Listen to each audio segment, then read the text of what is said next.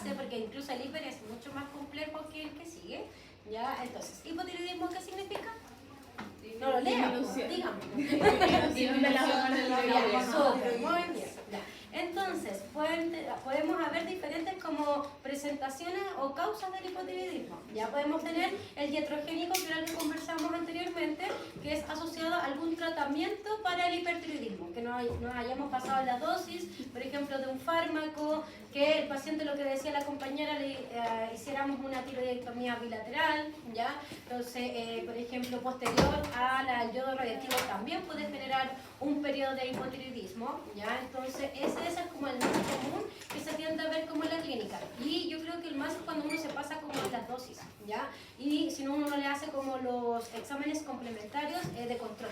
Si, por ejemplo, a las 3 o 4 semanas nunca le hacen, ese paciente les puede llegar a la clínica con un cuadro de hipotiroidismo iatrogénico si la dosis no era para ese paciente, no era apta, ¿ya? Porque recuerden que no todos los niveles de hipertiroidismo son iguales, ¿ya? Empieza desde mayor a 3.5, pero pueden tener uno 4, otro 7, y la dosis muchas veces no va a ser la misma. Por eso se va graduando, ¿ya? Y lo ideal siempre es darla 2 veces, por eso mismo.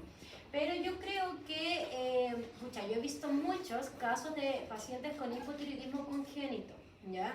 Yo le he comentado como en muchas clases que yo veía gatitos, claro, muy chiquititos, cuando llegaban como los tutores con la camada completa, y un gatito específico mucho más pequeño, con las características morfológicas de un gato, le hacíamos la prueba y era hipotiroidismo congénito. También lamentablemente me tocó ver muchos pacientes que ya eran adultos y que nunca se los dijeron en el pasado, ¿ya? Entonces, yo creo que está subdiagnosticada la patología, ¿ya? El otro día estaba conversando con una compañera de clínica, ella me dijo, sí, sabe que yo me acuerdo ahora, porque también les comenté, siempre voy como anexando las clases, le comenté esta patología y me dijo, sabe que una vez en la clínica donde yo trabajaba, teníamos un gato que constantemente llegaba con constipación, y el gato falleció por la constipación, ¿ya? Y me dice, claro, pues si yo pienso, el gato tenía características morfológicas por eso. Entonces el gato nunca se diagnosticó con la base, que era un hipotiroidismo congénito, ¿ya? Y nunca se trató. Entonces a futuro esos pacientes muchas veces mueren por las comorbilidades. Entonces, insisto, nuevamente, el examen clínico es esencial. Si ustedes no revisan a un paciente, si por ejemplo a este paciente ustedes no le abren la boca, no le revisan los dientes, no se van a dar cuenta quizás que algo está sucediendo, ¿ya? Estos pacientes incluso, no sé, pues nos llegan a los 4 o 5 meses y todavía tienen dientes deciduos de leche. Raro, ya, porque ahí empieza a haber recambios. Si por ejemplo te llega a los 10 meses y ahora tiene dientes de leche, es muy extraño. Entonces tienen que solicitar los exámenes. Si ya el tutor no acepta, es problema del tutor, pero ustedes quédense tranquilos que no pasaron por alto algo que era esencial. Ya, insisto, yo creo que está muy subdiagnosticado, porque yo que trabajaba en la consulta primaria, yo vi como 10 casos, es mucho. Para quizás especialistas, yo creo que a los especialistas les deben llegar y son de caen al veterinario por constipación, por nada más, pero nadie ve un poquito más allá, ¿ya? Entonces, yo creo, insisto, que está subestimada, ¿ya? La etiología del hipotiroidismo congénito primario, que es el que yo les digo que siento que está muy subdiagnosticado acá en Chile, existen 2 causas, que podría ser asociada a un defecto en la síntesis de las hormonas de la tiroides, o porque hay una hipoplasia o aplasia de la tiroides. Quiere decir que es más pequeña, por lo tanto elimina menos concentración, ¿ya? La mayoría de los cuadros como de dishormonogénesis, que es asociada a la síntesis, es asociada también a la alteración de la peroxidasa, que es una enzima, ya clave como para este cuadro de el hipertiroidismo o el hipotiroidismo, ¿ya? Entonces muchas veces estos pacientes tienen más baja esa enzima, por ende también se genera una síntesis menor, ¿ya? También se describe que está el hipotiroidismo espontáneo, ya incluso hay un paper que el paciente genera hipotiroidismo después de un trauma, ¿ya? Se genera como un desbalance a nivel metabólico y el paciente empieza a generar como alteraciones asociadas a eso, pero es como un caso clínico en muchos, ¿ya? Entonces no quiero que se preocupen de esa parte, ¿ya? Y tenemos, como les decía, el iatrogénico, que es asociado a las terapias que nosotros mismos podríamos llegar a generar si no se hace un control adecuado, ¿ya? No entendí el aviso, no quiere decir. Ya, ese es un defecto en la síntesis ya de las hormonas tiroideas. Pueden ser varias causas, la verdad. Puede ser que la peroxidasa tiroidea esté en menor cantidad, que es una enzima esencial como para generar todo el metabolismo, sí. peroxidasa tiroidea, ¿ya? También puede ser que la captación del yodo sea deficiente, asociada también a alteraciones metabólicas, pero la verdad que quédense con eso, ¿ya? Puede ser por déficit en la síntesis o porque hay menos concentración, porque está hipoplásica la hormona, o sea, la glándula tiroides, o porque está aplásica, ¿ya? Que está más pequeña de tamaño, o que casi ya no está, porque recuerden que A es zinc, ¿ya? Los signos clínicos, la verdad que, insisto, es súper esencial diagnosticarlo cuando son pequeños, ¿ya? Espero que nunca se les pase, porque aquí, recuerden ese gatito de la foto, ¿ya? Son gatitos que, por ejemplo, tienen características morfológicas, son muy lindos, yo siempre digo, pero claro, no es bonito para ellos, ¿ya? Pero son gatitos que tienen la cabecita muy redondita, ¿ya? Son de un cuerpo como redondito, tienen las patitas muy cortitas. Mira, si ustedes ven, el cuellito casi ni tiene, ¿ya? Y este gatito igual se describía que no tenía grandes como deficiencias en comparación quizás a otros que les pueden salir como con muchas más características, ¿ya? Pero piensen, si es un gato tierno, entre comillas, llega con sus hermanos y no está creciendo, es raro. Tienen que pedir exámenes, ¿ya? Y acá, mira, acá se nota mucho más, porque son de la misma camada, la misma edad, ¿ya? Y el gatito es mucho más chico. Por ejemplo, ¿en qué caso es más difícil diagnosticar? En esos que no les llega con la camada.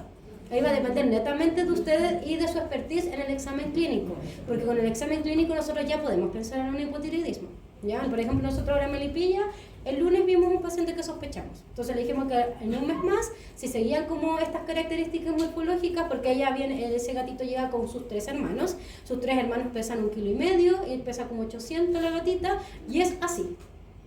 Pero es muy chiquitita todavía, entonces puede ser algo nutricional, que haya nacido como de las últimas, que quizás sea como la más tranquila y los otros le coman su comida, no sé. Entonces ahí le dejé como un multivitamínico para evaluar si hay como un cambio, pero es diferente la gatita. Es muy bonita, sí, ¿ya? Pero insisto, no es bueno para los pacientes, ¿ya? Entonces vamos a notar que hay enanismo desproporcionado, ¿ya?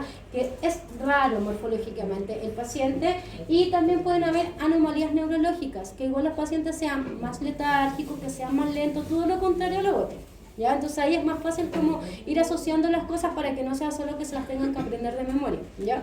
Porque así les va a quedar para todo lado, ¿ya? Entonces, estas características del paciente que va creciendo, muchas veces ustedes no lo notan cuando está la camada completa, ¿ya? O sea, en el sentido de al inicio, ¿ya? Realmente se empieza a notar como los 2 meses de vida, ¿ya? Cuando ya empieza a haber un cambio muy significativo. Y los gatos, lo ideal en sus primeras semanas de vida es que ellos vayan creciendo 100 gramos semanales. Eso es como lo óptimo, ¿ya? Por ejemplo, este gatito que nosotros tenemos la sospecha no ha crecido 100 en un mes. Y es muy poco, ¿ya? Dígame. ¿El hermanismo también se puede dar como causa sola? Como enfermedad como tal sola. Ay, sí, antes se llamaba incluso cretinismo, ¿ya? Pero hoy en día asociado como a alteraciones de la hormona del crecimiento, ¿ya? Pero es más común esto. Sí. Y entonces las otras características, como les decía, las morfológicas que ya ven en la fotito, ¿ya? Y algunos pacientes igual pueden tener como orejitas más pequeñas, porque yo creo que netamente como son desproporcionados, la carita como es más redonda, más grande, tiende a generarse quizás que las orejitas se vean visualmente como más pequeñas, ¿ya? También son más lentos, como les decía, y eso es súper común que ustedes lo recopilen como la anamnesis, así como, ¿y cómo era cuando chico? No, era súper tranquilo. De verdad, es como súper común que les digan. Ya los casos que yo tuve de adultos, yo empezaba como a indagar un poquito y me decía, sí, casi no jugaba, dormía todo el día. Ya, entonces son cosas que, insisto, si no preguntan cosas importantes en la anamnesis, se las van a saltar también. ¿Ya? Lo otro es que el tema de los dientes, ya hay un retardo en el cambio de la dentadura decidua a la permanente. Incluso hay pacientes que nunca la cambian. Ya, por ejemplo, y cuando yo tuve el caso de un gato adulto que tenía 1 año, el gato iba incluso a castración, era un prequirúrgico, iba a su hermana y la niña había encontrado a los gatos, ellos vivían en Chiloé, y habían encontrado a los gatos en la calle, los 2 juntitos. Ella asumía que era la hermana, no teníamos como ninguna, no sabíamos con exactitud, pero el gato tenía todas las características. Yo le revisé la boca y no tenía los dientes incisivos. Un gato de 1 año, ya digo, ya, claro, o sea, se le cayeron, porque cuando viven en la calle es más difícil, pero ellos los encontraron chicos. ¿Ya? Entonces le empecé a hacer preguntas, y lo más característico es que ella me decía siempre fue más lento que su hermana, así como que la hermana lo molestaba mucho, el gato no hacía nada, no lo pescaba, y lo otro es que siempre tenía constantemente problemas para defecar. Incluso defecaba como muy sólido, como en comparación a la hermana, como que ella le notaba ese cambio. Pero ella lo normalizó porque nunca nadie antes se lo dijo, ¿ya? Incluso los gatos, cuando uno los diagnostica, uno no los debería castrar inmediatamente, porque las hormonas sexuales sirven para el crecimiento también, o el cierre de las fisis de crecimiento, ¿ya? Entonces, también son como decisiones que uno tiene que tomar en ese momento, porque él iba prequirúrgico. Si yo no hubiese hecho un examen exhaustivo, quizás a mí se me han pasado otros, y no quiere decir que a mí no se me pase, ¿ya? Pero yo vi muchos. Entonces, yo encuentro que sí, a muchos quizás se les pasa, porque claro, la vacuna la ponen en 5 minutos y chao. Y no se hace quizás ese examen quizás tan exhaustivo, ¿ya? Entonces, revisen la cavidad bucal de los pacientes, sí o sí, por todas las enfermedades que ya vimos y por esta condición, ¿ya?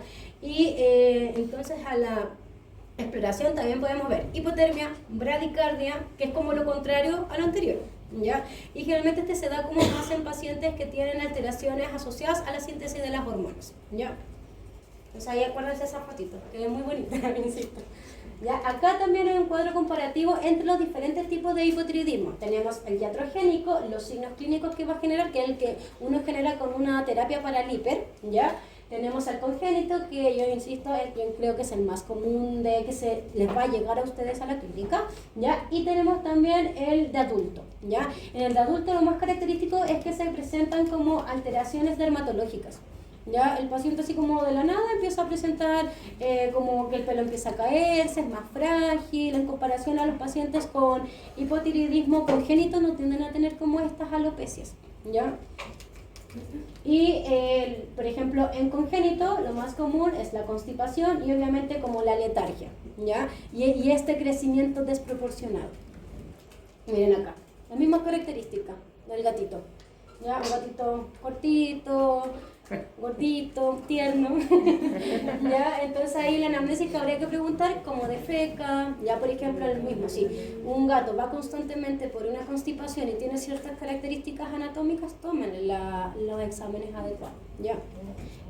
Y también podemos haber alteraciones en el retardo del cierre de las fisis de crecimiento. ¿Ya? Entonces en un gato, por ejemplo, de 10, 11 meses, nosotros podríamos tomarles una radiografía. Y también se describe que podrían no estar fusionados los huesitos de la pelvis. ¿Ya? Entonces también son cosas que quizás en una radiografía la podemos evaluar y todos esos signos clínicos se van acumulando para llegar a un diagnóstico. Y el diagnóstico, la verdad que la idea en todo paciente siempre inician hemograma, perfil bioquímico.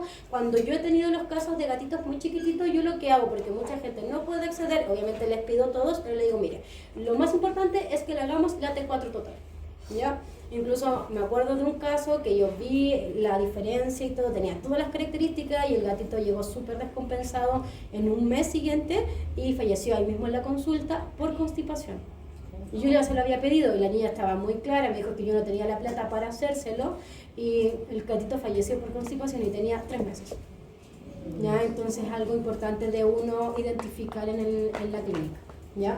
Entonces, siempre podemos pedir, obviamente, hemograma, perfil bioquímico, podemos evaluar que hay anemia leve, hipercolesterolemia y también puede haber aumento en el calcio, ¿ya? Puede haber hipercalcemia. Y netamente, ¿por qué? Porque el metabolismo tiende a bajar, ¿ya? Y puede que no tiendan a como a eliminarse todos los componentes que uno pensaría, ¿ya? A nivel como serológico. Y los niveles de T4 entonces deberían estar, como ustedes me dijeron al inicio, bajos, ¿ya? Se pide T4 total. Y entonces el diagnóstico lo llevamos cuando tenemos una T4 total menor a 0,8, igual algunos papers indican como menor a 1, que ya es indicativo porque recuerden que el rango óptimo es de 1 a 3,5. Esas cosas sí yo quiero que se las aprendan, ¿ya? ¿Por qué? Porque si en la prueba yo les pongo una tiroides de, por ejemplo, 0,7, yo no les voy a poner si está normal o no, porque ya les estoy diciendo la respuesta, ¿ya? ¿Cómo? Lo normal es de 1 a 3,5. Eso es lo óptimo, ¿tá? Y ahí ya se van a saber para hiper y para hipo, ¿ya? Entonces yo no les puedo, por ejemplo, como en la prueba que le puse la TLI, ya solo le puse la TLI y no le puse los rangos, porque ya sería decirle con todo lo que tenía el paciente, ¿ya? Entonces, esos rangos sí aprendan solo como para la prueba netamente, porque van a ver nuevamente casos clínicos, porque yo quiero que aprendan a desarrollar casos clínicos, ¿ya? Y obviamente también se pueden hacer como otras pruebas, que es como respuesta a la TSH, la verdad, pero no se tiende a hacer. Con T4 total baja y TSH alta, aunque ahí está la diferencia. Que en gatos no pedimos TSH en el hipertiroidismo, pero sí en el hipotiroidismo. ¿Ya? Es netamente porque ahí vamos evaluando también cómo va el tratamiento. ¿Ya? Entonces va a estar la T4 baja y la TSH va a estar alta. Igual como en los perros cuando tienen hipotiroidismo. ¿Ya? Pero los perros no son congénitos, son adquiridos generalmente. ¿Ya? Por eso la simbología. Yo nunca he visto, deben haber, que recuerden que la biología nada es absoluto. ¿Ya? Entonces yo creo que deben haber. En algún momento leí que, por ejemplo, el síndrome de Cushing generaba hipotiroidismo porque inhibía la producción de T3 y T4. Entonces en perros se daba de manera secundaria el síndrome de Cushing, hipotiroidismo y además diabetes. Claro. Era como una... Claro, al final, claro, es como... ¿Se podría dar en gatos? La verdad que el hiperadranocorticismo no es muy común y realmente no tiende a generar esto. De ahí después igual estaba la planificación aquí, así que la tuve que agregar. Pero no es muy común, ¿ya? Entonces acá hay como un diagrama de diagnóstico, ¿ya? Pero como que les explica el tema de, por ejemplo, si el paciente tiene alguna enfermedad de base, porque recuerden que si hay una enfermedad de base puede estar baja por esa enfermedad, ¿ya? Entonces por eso hay que descartar primero y si no hay ninguna enfermedad de base recién empezar como a descubrir otras cosas, ¿ya?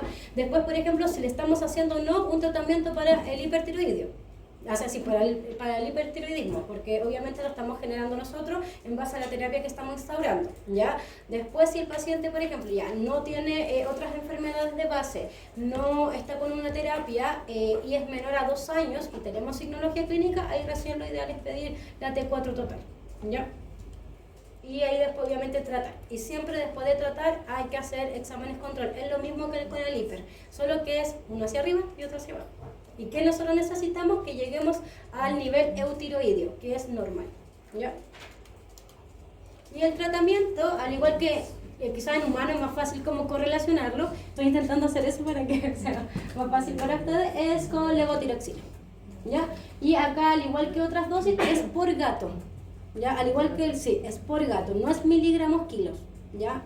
Igual acá les dejé como la dosis miligramos kilo, pero la que más se utiliza es por gato. ¿Por qué? Porque ya viene en microgramos.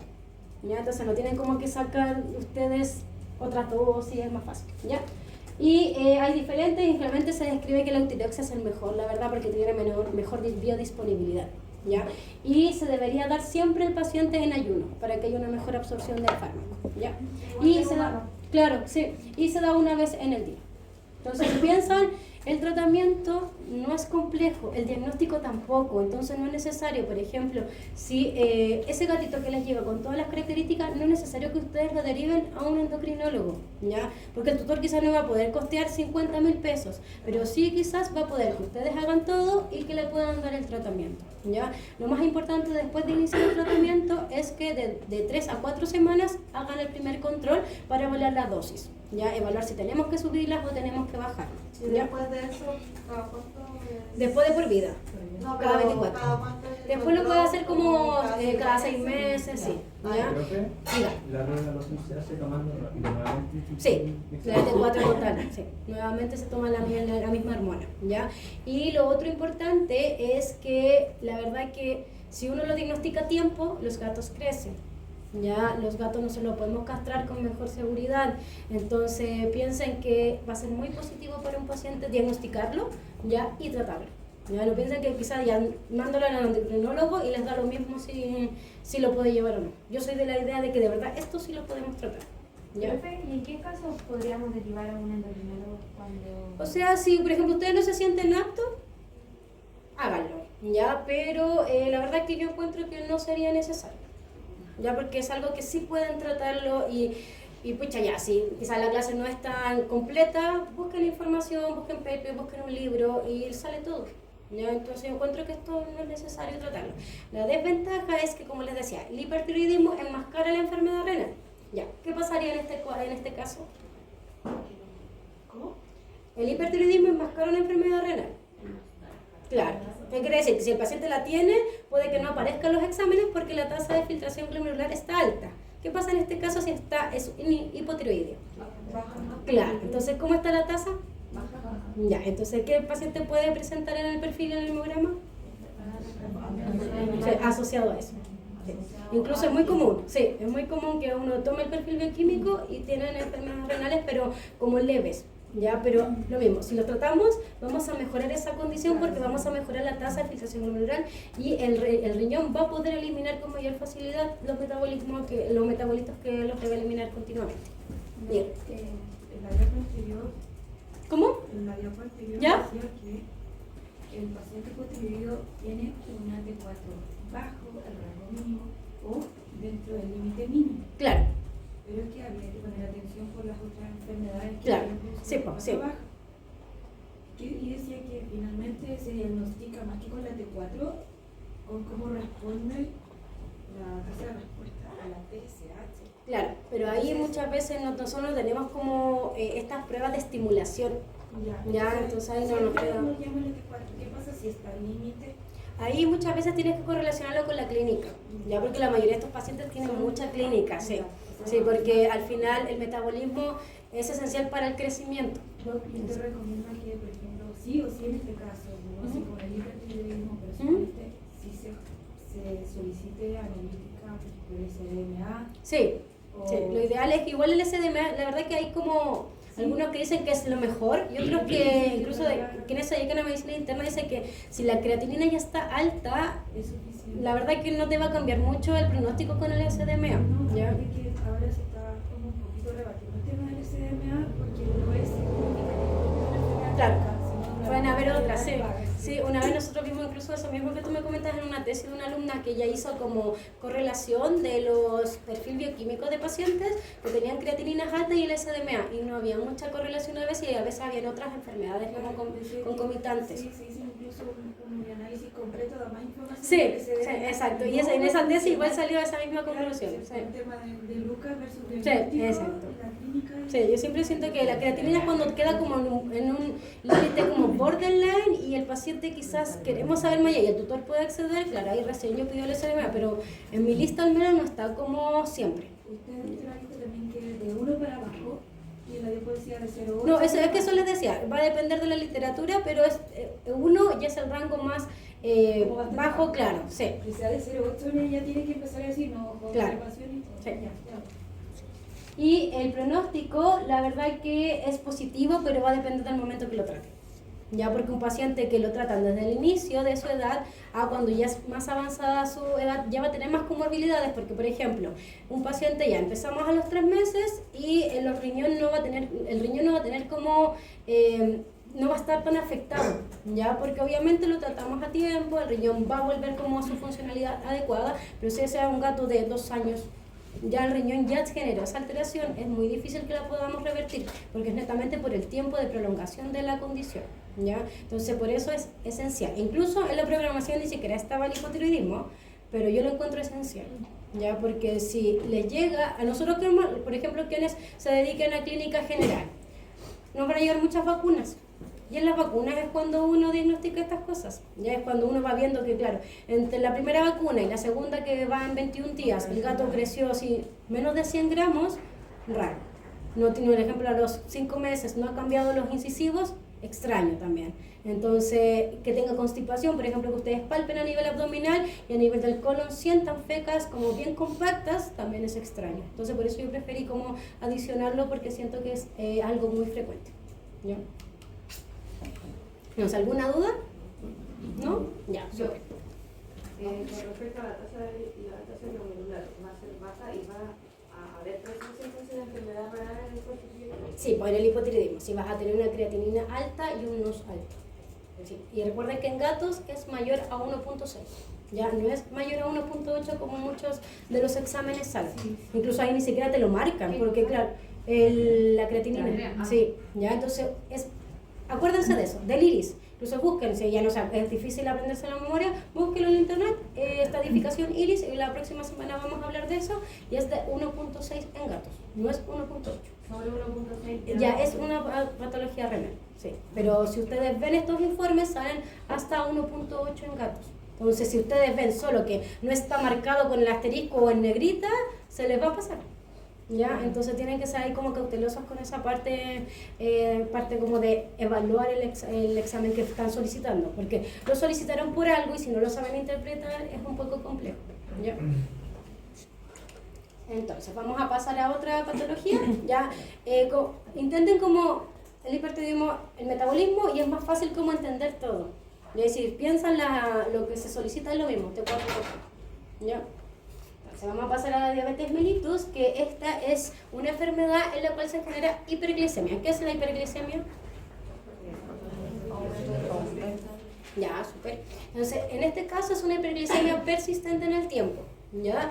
Y es asociada a una secreción inadecuada de las insulinas por las células beta pancreáticas o también a una resistencia a la insulina, ¿ya?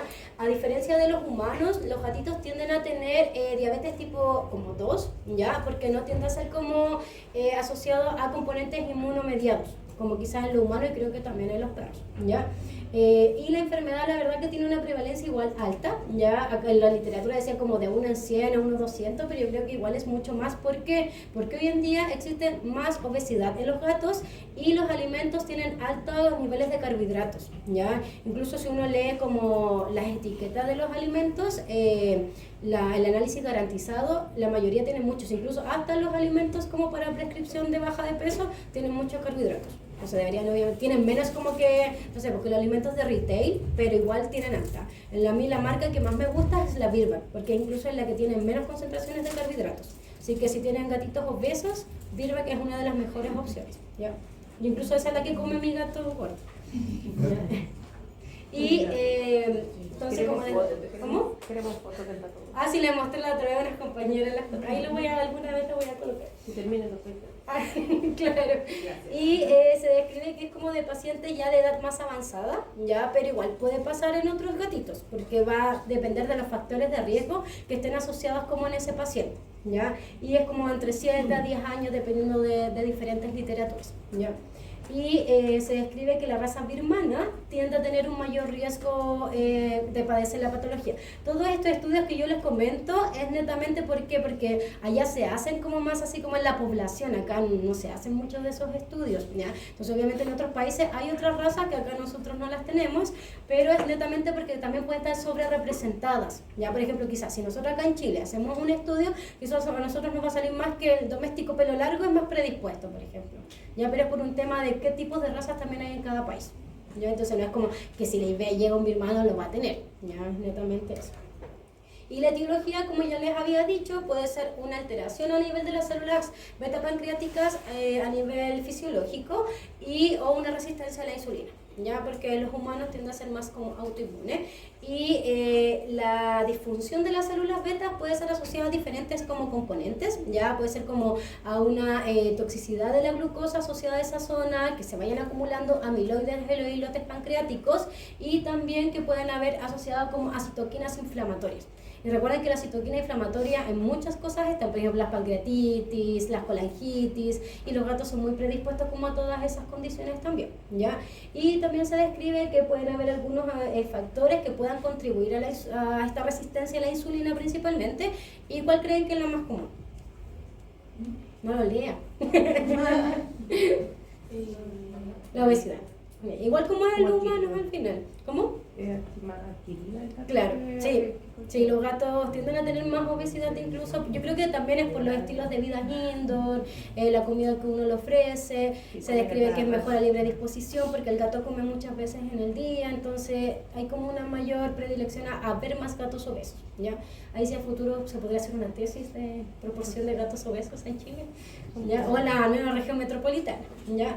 Y también puede estar asociado a otras endocrinopatías, ¿ya? Por ejemplo, como decía la compañera, hay algunas enfermedades que generan aumento, por ejemplo, a nivel del cortisol, ya que sí podrían generar alteraciones y, por ejemplo, tenemos la acromegalia y tenemos el hiperadrenocorticismo o el CACH, ya que no es tan común, pero sí sucede y también va a estar asociado. Y la diabetes inducida por fármacos. ¿Cuáles fármacos creen que podrían generar diabetes?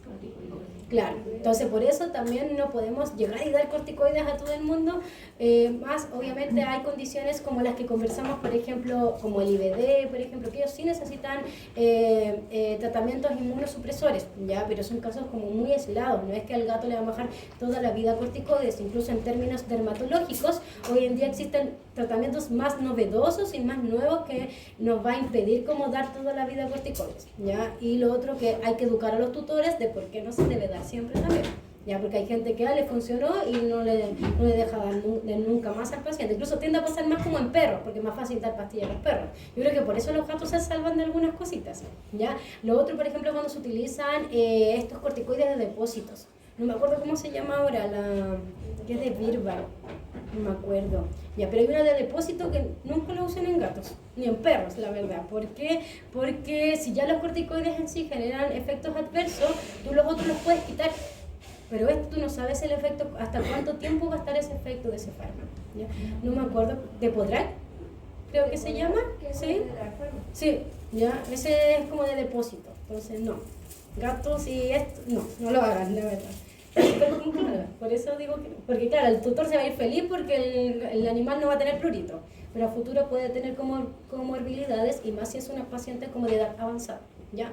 Y incluso en esta patología en comparación quizás a los perros y no sé, a los humanos la verdad es que podemos llegar a un nivel de remisión de la diabetes, que el gato ya no sea diabético, ¿ya? En comparación a otras especies. Porque dependiendo como de las interacciones que tenemos. ¿Ya? Y entonces la esencial como a nivel fisiopatológico es que hay un fallo a nivel de las células beta pancreáticas a nivel fisiológico, ¿ya? Lo cual empieza a generarse como hiperglicemias persistentes, ¿ya? Y obviamente todos estos factores que ya les había comentado, la obesidad, enfermedades endocrinas, por ejemplo, administración exógena de fármacos puede conllevar obviamente a que esta hiperglicemia siga en el tiempo, ¿ya? Acá arriba, no sé si ven que es para ustedes, ¿es un gato normal, anormal? ¿Cómo? ¿El de arriba? Sí, el de arriba. No, ese está gordo, ¿para qué voy a preguntar? Está enojado nomás. Ya, ¿lo encuentran enojado nomás, nada más? Bueno, igual no se ve mucho. No se nota. Después entonces van a saber que tiene ese gato. Diabetes, sí. No, o sea, sí, con constancia tenía diabetes, pero tiene algo más. Sí, puede No, ser. tiene... No sé, es que es diferente, pero claro, después lo van a, porque está el otro tiempo. ¿Ya? Tiene negocio. No hipertiroideo. Ya cambiamos de tema. Ya, y entre los factores de riesgo tenemos obviamente la obesidad, como ya les había dicho, ¿ya? Por eso es tan importante educar al tutor con el tema alimentario, ¿ya? La edad avanzada, mientras más vaya avanzando la edad y tenga obesidad, más predispuesto va a poder estar. ¿Y a qué otra enfermedad podría estar un gato obeso más predispuesto que ya vimos antes? El hipotiroidismo. No, el hipotiroidismo es congénito. Sí, exacto, sí, a la lipidosis hepática. Entonces hay que educar también a los tutores que si el gato deja de comer, y ese gato es gordo, deja de comer en 1 o 2 días, tiene que llevarlo al tiro veterinario, no tiene que esperar a nada, ya, porque ese gato va a estar más predispuesto a generar una lipidosis hepática. Y ya saben manejar, ¿cierto? Ya, y las razas, algunos estudios, como les decía, los birmanos están como más sobre representados, pero insisto, acá yo creo que si se hace un estudio va a salir totalmente diferente, van a ser los domésticos pelo largo o pelo corto o quizás cualquiera, ¿ya? Yo el otro día estaba pensando en tesis interesantes, ¿ya? Como acá alguno da recursos, estaba pensando como en, bueno, ahí si a alguien le importa, gatos como obesos y tomarle la glicemia y hacerle una tira de orina, que eso es como, yo lo podría comprar, por ejemplo, ya, porque como la uno da recursos, entonces sería bueno, sería como interesante evaluar la obesidad y los niveles de glicemia y la glucosuria, porque obviamente ambos de los parámetros están, como se llama, correlacionados por el diagnóstico, ya, porque fructosamina ya es caro, así que no voy a gastar ese dinero, pero lo otro sí. Hay una cuestión de glicemia con aplicación. Sí, les voy a mostrar, tengo hasta dibujo, hasta video, sí. Y los machos están también como más sobre representados, pero es porque netamente también después de la castración o esterilización los animales tienden a engordar más, ¿ya? Y los gatos tienden a ser los machos como más gorditos que las hembras a veces, no es que siempre suceda, ¿ya? Y los tratamientos farmacológicos que antes en el pasado le hayan dado al paciente o si es como de forma crónica su uso, ¿ya? Por eso es importante la anamnesis. Si uno no hace una anamnesis adecuada, Si no pregunta sobre fármacos anteriormente administrados, nos vamos a saltar esa parte, ¿ya? Por eso yo intento como complementar todo, para que de verdad no les dé flojera ni paja, ¿ya? Hacer una anamnesis. Porque a veces pueden tener ahí mucha información para saber qué exámenes solicitar y no ser como los médicos humanos que tú vas, en 5 minutos te atienden con suerte y te entregan un listado gigante y tú lo vas a cotizar 500.000 pesos. Entonces, no, claro, sí, tal cual, ¿ya? Entonces, no quiero que pase eso. Claro, a veces vamos a estar muy perdidos, sí, y vamos a pedir muchos exámenes también, pero en la mayoría de los casos uno puede ir priorizando, ¿ya? Y nosotros en medicina veterinaria no tenemos FONASA, la gente no tiene esas cosas. Bueno, ahora hay como algunos seguros, claro, pero no toda la gente tiene eso. Entonces es mejor que sepan como clínicamente qué hacer cuando les llega tal cosa. Eso es lo que yo quiero como el objetivo de este ramo, ¿ya? Y los signos clínicos, vamos a tener como signos clínicos similares quizás al perro, al humano, poliuria, polidipsia, ¿ya? La pérdida de peso es súper esencial, entonces independiente de la condición corporal, el paciente va a comenzar a bajar de peso, igual que el hipertiroidismo, ¿ya? Y la signología clínica quizás puede ser al comienzo muy leve y pueden pasar meses para que ustedes empiecen a notar como ya, a este gato le está pasando algo. Por ejemplo, lo más característico es que los tutores noten que el paciente, no sé, el bebedero se le acaba más pronto el agüita, ¿ya? No es necesario estar todo el día pendiente, pero uno ya va viendo como la rutina, cada cuánto, por ejemplo, cuánto le queda al volver de la casa del trabajo a uno, el pocillito. Entonces son cosas como que sí nos van a llamar la atención, ¿ya? O gatos que quieren constantemente comer, ahí claro, si es gordo puede ser más diabetes, si está flaquito hipertiroidismo, no sé, pues como cosas así. Y la verdad es que algunos pacientes incluso al examen clínico se pueden ver sanos. Y como que no hay ninguna signología clínica que nos pueda decir, el paciente tiene esto. Incluso la diabetes es un poco más compleja, como más anamnesis, ¿ya? Porque no hay como algo anatómico como en las otras enfermedades que ustedes pueden hacer como algo clásico de identificar para pensar en diabetes, ¿ya? Y en algunos pacientes igual puede haber disminución del apetito si ya esta diabetes está muy descompensada y puede haber como otras alteraciones asociadas. Entonces no es solo como que coman mucho un cuadro, puede ser que estén comiendo menos también porque ya está muy complicada la situación, ¿ya? Y también puede haber atrofia muscular y también puede haber neuropatía periférica, ¿ya? Por lo tanto, el paciente también puede tener alteraciones, por ejemplo, al caminar, ya al subirse a cosas, quizá ya no quiera tanto. Entonces también es algo indicativo de que algo puede estar sucediendo si no hay historial de trauma previo, ¿ya? Porque obviamente si el gato se escapó a la calle y, no sé, le pasó algo, no vamos a pensar en diabetes, no va a estar como nuestros prediagnósticos iniciales, ¿ya? Insisto, la anamnesia es esencial. Si no preguntamos si sale el gato, se nos va a saltar eso, ¿ya? Y el tutor después los va a funar por pedirle fructosamina cuando el gato lo atropellaron, no sé, estoy bromeando, sí. ¿Ya? Y lo otro sí que yo creo que siempre los tutores que quizás no son tan fijones como con el día a día de los gatos, la postura plantígrada yo creo que sí es característica que un tutor lo identifique. Pero la desventaja es que cuando esta postura plantígrada ya está, es porque los niveles de glucosa están demasiado altos, ¿ya? Entonces la condición obviamente está mucho más complicada que quizás al inicio cuando el gato estaba tomando un poquito más de agua, estaba con polifagia, entonces, pero yo creo que sí es algo más característico como para los tutores, ¿ya? Y también obviamente siempre debemos, en todas estas patologías como crónicas, endocrinas, debemos ir como pensando que pueden haber otras condiciones también en el paciente. Por ejemplo, nunca nos debemos saltar el hemograma, el perfil bioquímico, el urianálisis y todo eso, ¿ya?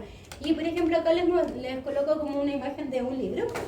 ¿Ya? Estos gatitos, la condición corporal, si ustedes la ven y visualmente se ven diferentes, ¿ya? Por ejemplo, este es como el que está más gordito, ¿ya? Este es como hipertiroideo, yo pensaría así como el pelaje feo, la carita incluso está extraña, ¿ya? Pero los tres tenían diabetes, ¿ya? Entonces, esta foto es netamente para que ustedes sepan que no, por ser gordos, el paciente va a tener diabetes, ¿ya? Entonces, hay que empezar a buscar las patologías, ¿ya? Y por ejemplo acá también son diferentes fotitos de diferentes causas que el paciente después llegó a desarrollar como una diabetes. Este era un gato obeso, ¿ya? Acá, a este gato, ¿le ven algo raro? Al B. Es como más... Ya, súper maravilloso, ya. Después les voy a decir qué tiene, no lo lean. ¿Ya? Este paciente tiene hiperadrenocorticismo, incluso se describe que está con esta ropita porque tenía fragilidad cutánea, ¿ya? Entonces como con un poquito de roce se rompía su piel y este paciente solo era de esa raza específica y acá, miren. el plantígrado. Sí. ¿Ya? Entonces yo creo que esas cosas son como más común para el tutor ver, ¿ya? Más que quizás las otras cosas que les comentaba, ¿ya? Entonces en el diagnóstico es importante, entonces como decíamos, es una hiperglicemia persistente, aumento de la glucosa en la sangre, o el azúcar, ¿no? O sea, intenten como para que se vayan acordando de los conceptos, ¿ya? Entonces se escribe que debería estar mayor a 288, pero es importante que sea persistente, porque recuerden que te vamos a estar trabajando con una especie que es extremadamente estresable. Entonces en consulta nosotros le tomamos a un paciente que se nota características fisiológicas o le tomamos todas las constantes y está muy asustado y le tomamos la glicemia y nos da eso, nos vamos a pensar inmediatamente en una diabetes, ¿ya? Porque necesitamos que sea persistente, sí o sí en el tiempo debería irse como repitiendo estas altas concentraciones de glicemia, ¿Y ¿ya? cada cuánto se tendría que tomar para poder...? Ahí vamos a mostrar después en el monitoreo, ¿ya? Y la glucosuria, ¿qué es la glucosuria? Orina con azúcar. Ya, súper. ¿Y cómo la podrían evaluar? El examen. Ya, súper. Ya, eso por ejemplo en Melipilla también tenemos, así como en esto de clínica, también son cosas que uno puede solicitar al médico, ¿ya? Y obviamente signos clínicos, ¿ya? Pero siempre el diagnóstico es hiperglicemia persistente y glucosuria. Si el paciente no tiene glucosuria es muy poco probable que tenga diabetes, ¿ya? Entonces son las dos cosas que se correlacionan, ¿ya? Eso es súper importante que lo sepan. Entonces, como les decía, también tenemos la hiperglicemia asociada al estrés, ¿ya? La diferencia entre una y otra es que la otra no es persistente, ¿ya? Entonces ahí tenemos que quizás solicitar un monitoreo quizás más en casa para evitar como este factor estresable, ¿ya? Y el monitoreo repetido de la glucosa entonces y de la orina nos van a indicar obviamente si es persistente o no la condición, ¿ya?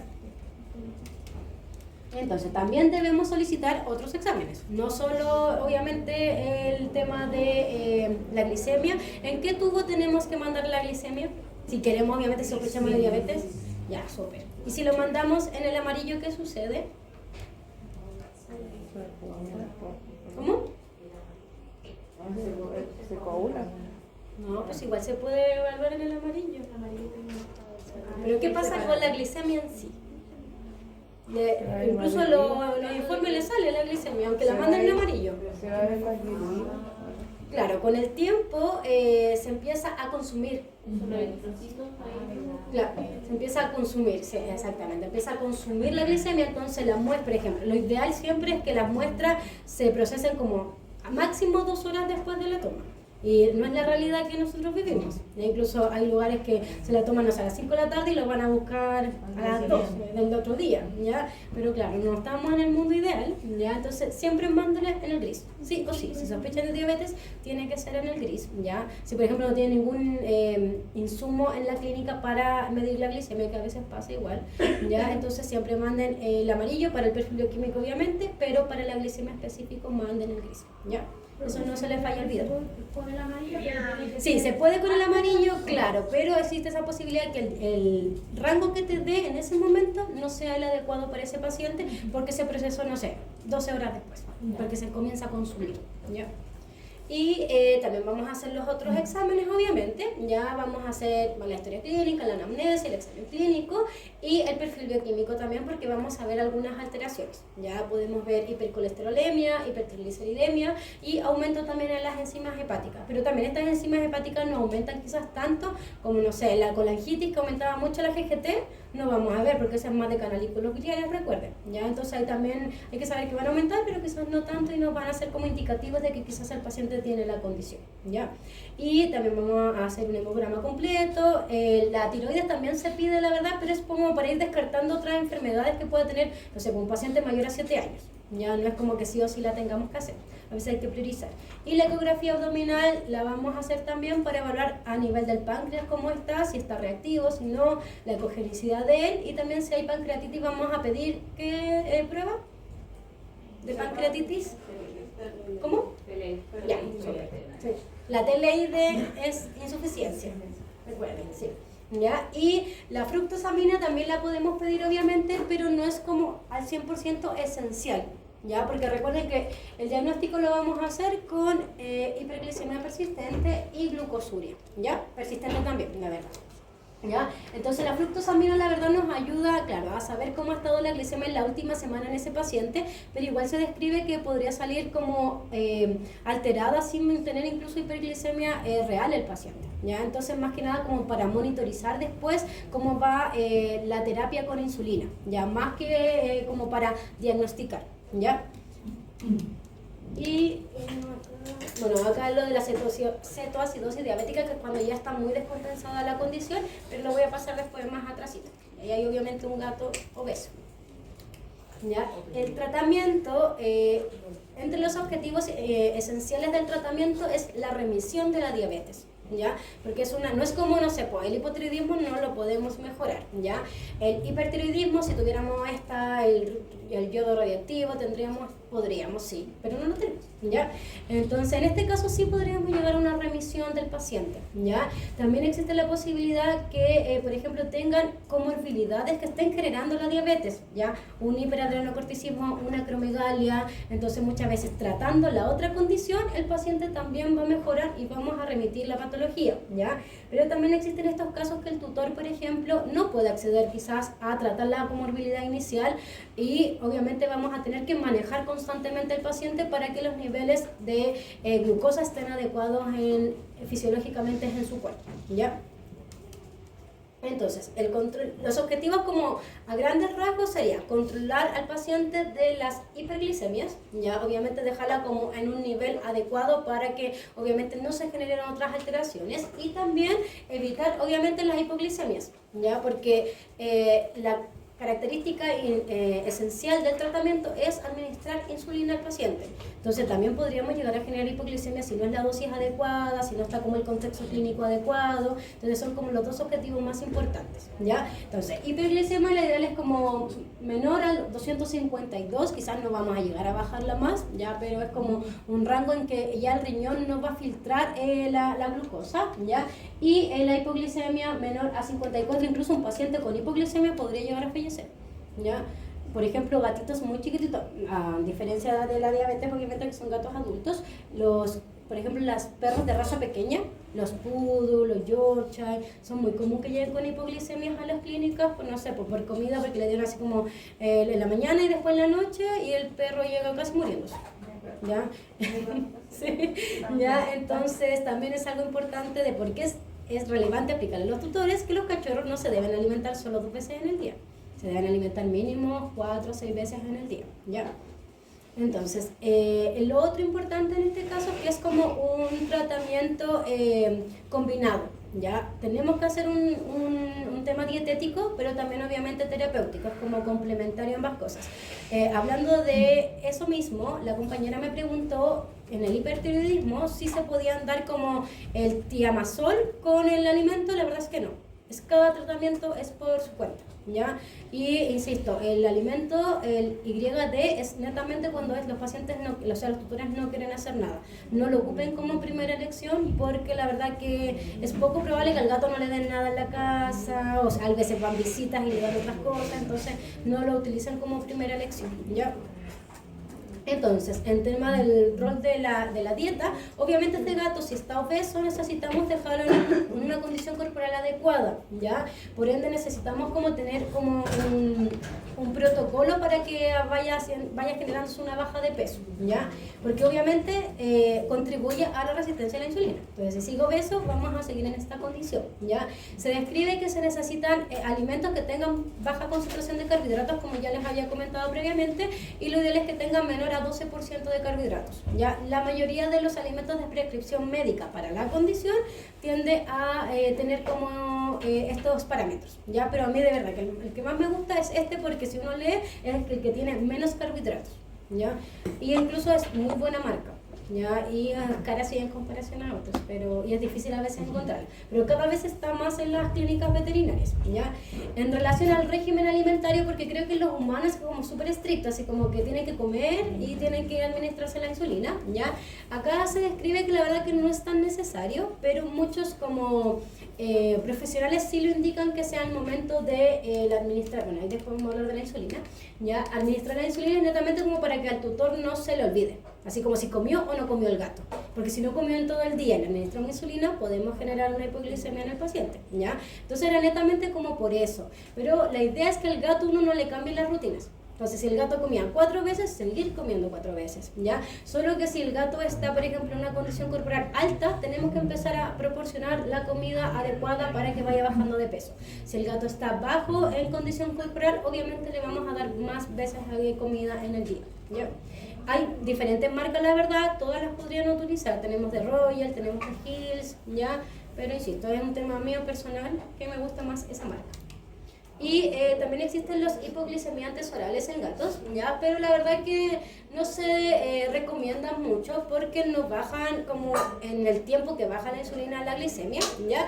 Y lo otro ya hablamos que cuesta darle pastillas a los gatos, y lo otro que los efectos en sí tampoco están muy estudiados, ¿ya? Y por ejemplo, ya si tenemos que dejar un hipoglicemiante es la glicipida, ya la que más se recomienda, y podemos empezar con una dosis más baja, y si vemos que por ejemplo la glicemia sigue alta, podríamos doblegar la dosis para por ejemplo ver si hay algún cambio, pero en general se demora mucho en mantener adecuadamente la glicemia, ¿ya? Así que tampoco se recomienda. La otra vez vi que había un estudio sí que se había encontrado como un hipoglicemiante como novedoso, pero no busqué como más allá de eso, ¿ya?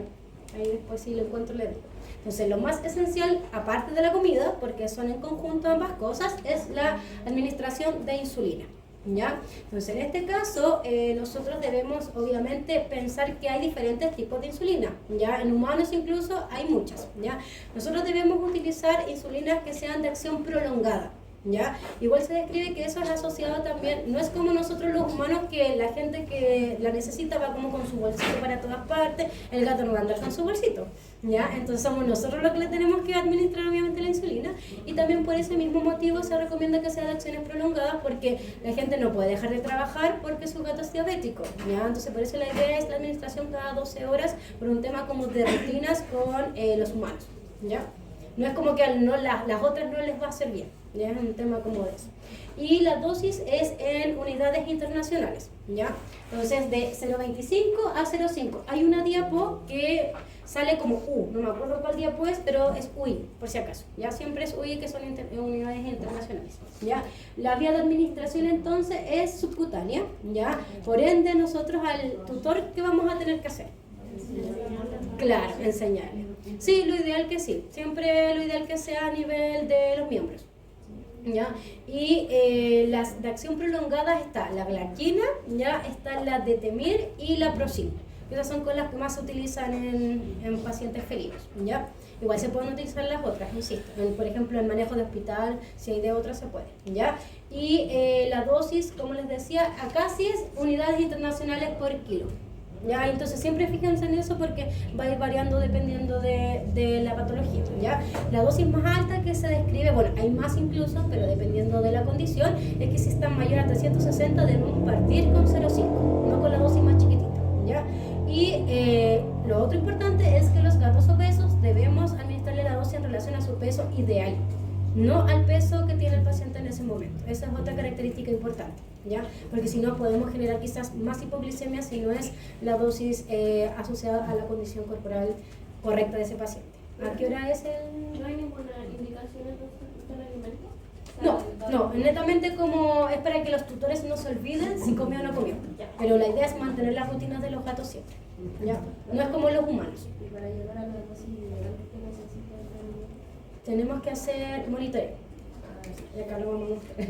¿Ya? Entonces, obviamente, sabemos la dosis como estándar que un paciente necesita, pero recuerden que en la biología nada es exacto. No a todos le vamos a administrar las mismas dosis, ¿ya? Entonces necesitamos hacer monitoreo de la glicemia, porque ya diagnosticamos, pero necesitamos ir evaluando cómo está este paciente, la glicemia posterior a la administración de insulina, ¿ya? Entonces, se describe que estos pacientes realmente llegan descompensados a la clínica, tenemos que estabilizarlos y en la clínica se hacen ciertos manejos obviamente para llegar como a esta condición de normoglicemia, ¿ya? Después nosotros obviamente vamos a mandar al paciente para la casa con las indicaciones y entre 5 a 7 días debe volver a la clínica, ¿ya? Para volver a retomar los parámetros y para evaluar nuevamente cómo está la glicemia, porque es un tutor que recién se va a enfrentar a todo esto. Por ejemplo, yo nunca he tenido que pinchar a nadie así como humano, porque claro, hay gente que sí lo tiene que hacer constantemente, pero los gatos igual son complicados. Imagínense estarlo pinchando todos los días. Mi gato gordo, ojalá nunca le dé diabetes, porque me va a matar con cada una de las inyecciones, ¿ya? Entonces es esencial sí o sí este monitoreo posterior al hospital, ¿ya? Porque si nos pasamos eso, puede que el paciente muera por hipoglicemia, ¿ya? Entonces sí o sí tienen que ser como muy detallistas en ese tema. Entonces vamos a hacer en ese momento, cuando el tutor lo lleva nuevamente al veterinario, vamos a hacer el examen clínico para evaluar obviamente cómo está el paciente en general, ¿ya? Y vamos a hacer nuevamente exámenes complementarios, ¿ya? Acá ya se describe que deberíamos hacer una curva de glicemia, ¿ya? ¿Qué creen ustedes? ¿Que va a ser mejor la curva de glicemia en la casa o en el veterinario y por qué? ¿Ya? ¿Y por qué? Claro, exacto. ¿Ya? Entonces la ideal que las curvas sí sean la verdad en la casa. Entonces hay que enseñar a los tutores cómo hacerlo. Bueno, cada vez que le toman que le inyectan la insulina, ellos tienen que tomar la glicemia, ¿ya? Y es esencial. Incluso este gráfico de arriba muestra lo que ustedes me comentan, ¿ya? Acá abajito están los niveles de glicemia asociados en la casa, ¿ya? Y arribita del mismo paciente, en las mismas condiciones, y por ejemplo este del mismo paciente estando en la clínica, ¿ya? Entonces esa es la desventaja en comparación quizás del perro, que el gato se estresa con mucha facilidad. Podemos ser muy cat friendly, pero es su ADN la verdad que él es así, ¿ya? Entonces necesitamos como ir correlacionando esas cositas. Claro. Me señaló también como simbología de neuropatía, la marcha plantilla. Claro. Pero cuando está descompensado, yo imagino que se nota, ¿no? Claro, sí, muchas veces están como, ¿cómo se llama? Están como decaídos, letárgicos, no están comiendo, la verdad. Hay como signos clínicos más generales, aparte de quizás de la marcha, que están asociados una también. descompensación, igual que cuando llegan, por ejemplo, por la vejiga. Claro, sí, podría ser. O muy crítico de una enfermedad. Claro. Recomiendo entonces siempre pedir glicemia a los tutores cuando llega un paciente descompensado. Yo creo que siempre está igual, ya como los perfiles, porque si un paciente viene descompensado, sí o sí hay que pedir hemograma, perfil bioquímico y ya está la glicemia en ese examen, ¿ya? Pero yo creo que sí, podría ser, pero no es como esencial, ya por un tema de que pueden ser otras cosas como más comunes, o quizás ahí tú tienes que empezar como a detallar la historia clínica, ya si ves como algo característico de, claro, sí o sí pedir. Yo no creo que... Como las fotos que se ven como bastante... Sí, es que se ven normales, sí, pues. Que tienen ciertas como factores de riesgo al final que podrían desencadenar la patología. Por ejemplo, si el paciente tuvo pancreatitis, historias de pancreatitis, claro, sí o sí yo le pido la glicemia. Pero insisto, siempre está. Solo que hay que, incluso yo, independiente que no sospeche de diabetes, yo siempre lo mando en tubo gris. ¿Ya? Sí o sí yo lo mando de tubo gris, solo cambia cuando tomamos una muestra pequeña y no alcanzamos como todos los tubos, claro, ahí lo dejo como aparte eso. ¿Ya? Diga. En caso de que, no sé, algún tutor genere una hipoglicemia debido a administrar la insulina incorrecta por no hacer un monitoreo, o sea, de forma hipergénica, ¿cómo la estabilizamos en la clínica con la glucosa? ¿Ya? ¿En casa? No, en clínica, en veterinaria, nosotros así. En la veterinaria generalmente es con fluidoterapia y asociada a dextrosa. ¿Ya? Claro, Ahí... pero ¿se puede pasar en bolos? ¿Se tiene que hacer Generalmente se hace con ciertas fórmulas, ya que es como para recomponer lo que el paciente necesita, pero hay que obviamente hacer el monitoreo previo de la glicemia, claro. Ya eso es esencial. Y en casa, porque les puede pasar a los tutores, tienen que decirle que les tiene que dar azúcar. En otros países hay como unos gel de dextrosa, incluso no sé si acá, la verdad lo desconozco, ya, pero que uno le puede dar a tomar inmediatamente como mientras va a la clínica. ¿Y el suero destrozado se puede dar vía oral también? No sé, no estoy segura. No, creo que no sé. Yo he visto que, no sé si son los mismos. ¿Cómo? Parece que hay unos, los que son chiquititos, yo he visto que, claro, sí, que se puede dar. Los que son del suelo, Claro. Claro. ¿Ya? Y, ¿cómo? Hay sobrecitos y sobrecitos. Sí, sí. Ah, ya, eso no sé. Pero solo lo usan los deportistas. Ya. Pero se les da los purones. ¿Ya? Se compensa su... Ah, claro, porque llegan con la misma tecnología. Tienes razón, sí. Claro, es que sí, pues, pero es como mientras tanto, no es como para que le den y no le hagan nada más. Pues, obviamente el gato se va se equivocan y compran que tiene cafeína. Ah, claro, pues esa no se debe. Sí. Ya, eso es un buen dato. ¿Ya? Entonces, la evaluación, como les decía, hay que hacer monitoreos continuos. ¿Ya? Entonces, hay pacientes que obviamente va a ser complejo hacer ese monitoreo. ¿Ya? Si, por ejemplo, el tutor puede, se atreve, ¿cómo tenemos que hacerlo? Lo ideal es hacerlo en la vena marginal de la oreja, ya como se ve en la fotito, ¿ya? Y por ejemplo se podría colocar como estas cintas 3M netamente para entregar estabilidad al momento del pinchacito, no es por nada más la verdad, ¿ya? Y sacamos una gotita y tenemos que tener obviamente un glucómetro, ¿ya? Lamentablemente muchos de los glucómetros que tenemos acá no tienen como evidencia científica que sean como fidedignos lo que nos da para animales, porque utilizamos los de uso humano, ¿ya? Por ejemplo está el Alpha Trax, que sí tiene evidencia científica, pero nosotros acá en Chile no lo tenemos, ¿ya? Entonces ahí también está como... pueden haber esos cambios en los niveles de glucosa, pero una vez en uno de los diplomados que hice, decía que igual no era mucho, no era como que te va a cambiar el paradigma de tratar o no tratar, ¿ya? Entonces tampoco esos es algo dispositivos que se ponen. Sí, les voy a mostrar el video. También sí, también se puede. Sí, no varía mucho, pero lo ideal siempre es hacerlo en la encía, que yo he visto que es lo ideal, o en la oreja. En la encía. Sí. No No, en el labio, sí. ¿Y la safena al tiro? No, es mejor estas zonas.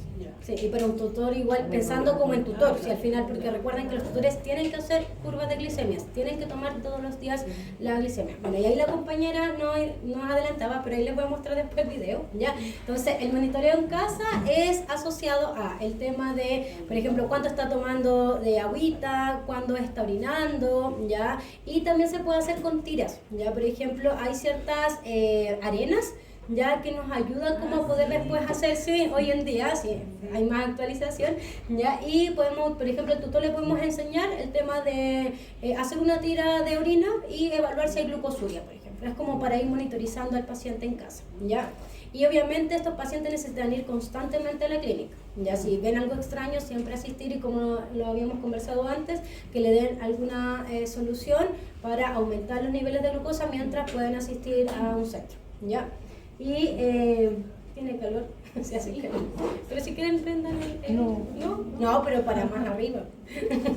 ¿Ya? Y el objetivo principal obviamente es entregar un rango adecuado de glicemia para que no se generen como otras alteraciones en el paciente. ¿Ya? Perdón, la curva de glicemia, ¿cómo se hace? Ya. Acá les voy a mostrar el video. Ya, por ejemplo, la curva de glicemia es tomar obviamente muchas veces la glicemia en muchos días, ya asociado a posterior a la administración de la insulina, ¿ya? La ventaja que hoy en día, y es lo que más se utiliza la verdad, más para gatos, quizás en perros es más fácil tomar la glicemia, son los medidores de glicemia de forma continua.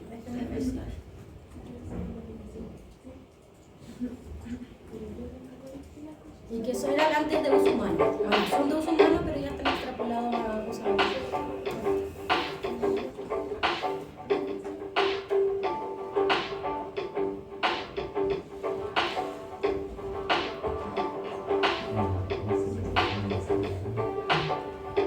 Si ven, el paciente no está sedado, está despierto.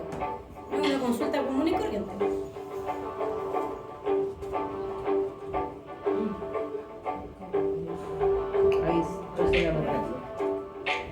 Mira, ahí le incomoda y yo siento como el ruido que hace. Mira que ahí como que salta. Obviamente el pinchacito igual le puede incomodar, pero con churito.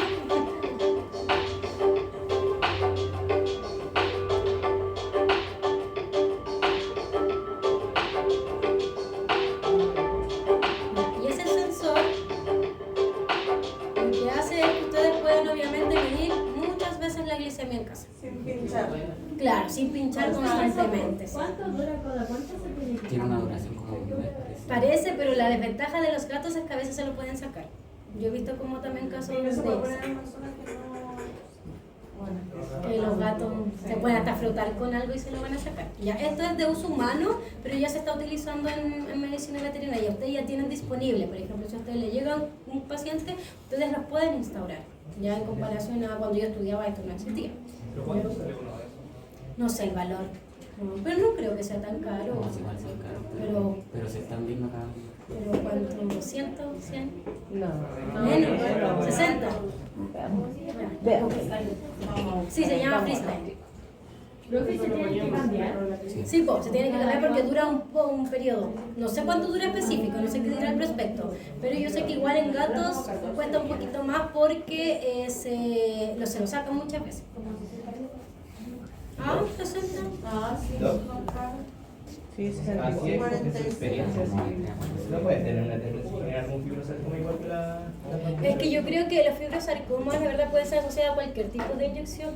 Al final es una inflamación genética, o sea, los gatos están predispuestos genéticamente a generar esta como cambio en la conformación de las células y claro, cualquier pinchazo lo puede Claro, generar. igual como alguno todavía no se puede recortar. Pero es que eso queda inflamado. ¿Cómo? 15 días dura.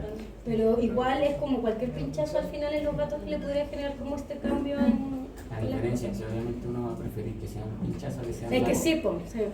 Y obviamente los miembros eso no se puede curar. ¿Cuánto dura? 15 días. Ah, claro, ya sí, si uno piensa. Por eso Ya, pero hay gente que tiene dinero. 15 días. Yo lo haría con mi gato porque mi gato me estaba tomando en la clase de todos los días. Así que... ¿Cuánto dura? 15. Ya, pero algo bueno, piensa lo malo. Me faltó buscar el valor. Pero es para que ustedes sepan lo más novedoso. Y ¿a qué hora se sale? ¿Ahora? Ya, sale después.